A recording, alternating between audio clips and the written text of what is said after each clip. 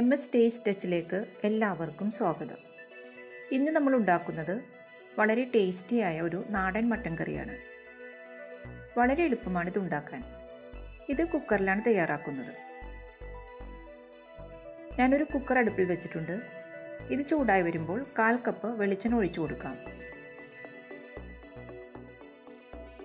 ഇതിലേക്ക് 3 ഏലക്കയും 3 ഗ്രാമ്പുവും 4 ചെറിയ പീസ് പട്ടയും ചേർക്കാം.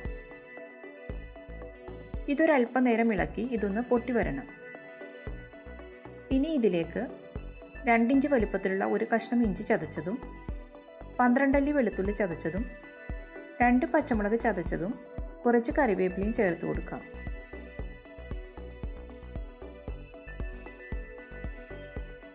ഇത് നന്നായി വഴറ്റി ഇതിൻ്റെ പച്ചമണം മാറി വരണം.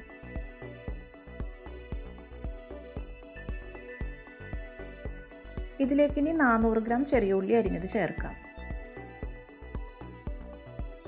ചെറിയ ഉള്ളി ചേർത്ത് തന്നെ ഈ കറി ഉണ്ടാക്കുന്നതാണ് നല്ലത്. വേണമെങ്കിൽ സവാള ചേർത്തും ഉണ്ടാക്കാം. 2 ചെറിയ സവാളയും 200 ഗ്രാം ചെറിയ ഉള്ളിയും ചേർത്താൽ മതി.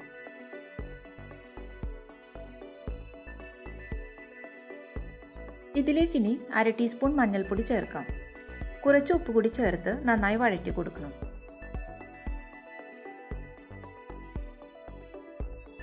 ഉള്ളി നന്നായി വാടി വരണം. ഇനി ഒരു വലിയ തക്കാളി അരിഞ്ഞത് ചേർക്കാം.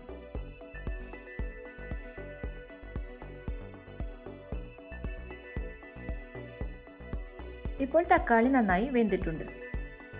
ഇനി ഇതിലേക്ക് മട്ടൻ ചേർക്കാം. 1 കിലോ മട്ടൻ കഴുകി വൃത്തിയാക്കി വെള്ളമൊക്കെ കളഞ്ഞെടുത്തിട്ടുണ്ട്. ഇത് ഇതിലേക്ക് ചേർത്ത് കൊടുക്കാം. നന്നായിട്ടൊന്ന് മിക്സ് ചെയ്ത് കൊടുക്കാം.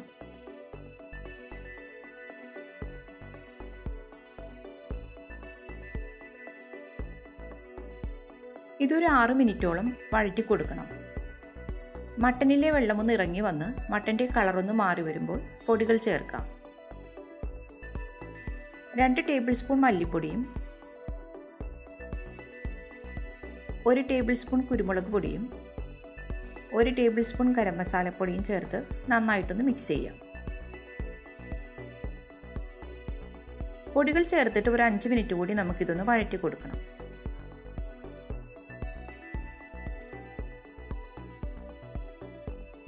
ഇനി ഇതിലേക്ക് 1/2 കപ്പ് ചൂടുവെള്ളം ചേർക്കാം.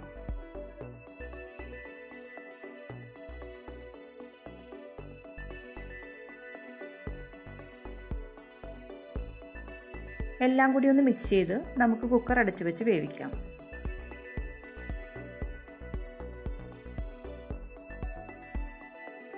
ഹൈ ഫ്ലെയിമിൽ ഒരു വിസിൽ വന്നതിന് ശേഷം 15 മിനിറ്റ് മീഡിയം ഫ്ലെയിമിൽ വേവിക്കണം. ഓരോ മട്ടൻ്റെ വേവിനനുസരിച്ചും ചെറിയ വ്യത്യാസം വരാം. 15 മിനിറ്റ് ആയപ്പോൾ സ്റ്റൗ ഓഫാക്കിയിരുന്നു. ഇതിൻ്റെ സ്റ്റീമൊക്കെ പോയിട്ടുണ്ട്.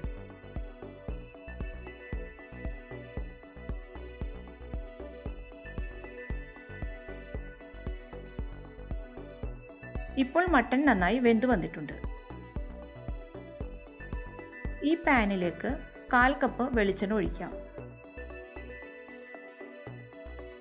ഇതിലേക്ക് 10 ചെറിയ ഉള്ളി അരിഞ്ഞതും 10 വെളുത്തുള്ളി അരിഞ്ഞതും ചേർക്കാം.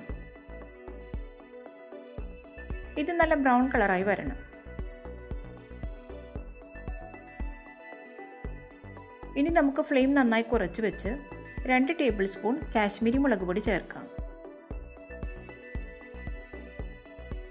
ഇതിൻ്റെ പച്ചമണം മാറുന്നതുവരെ വഴറ്റണം. കരിഞ്ഞു പോകാതെ നോക്കണം.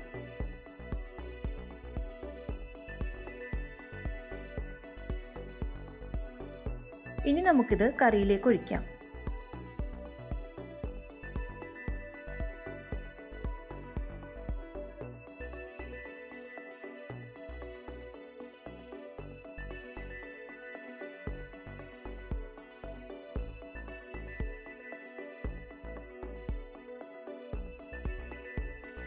ഇതിലേക്കിനി കുറച്ച് മല്ലിയില കൂടി ഇട്ട് കൊടുക്കാം.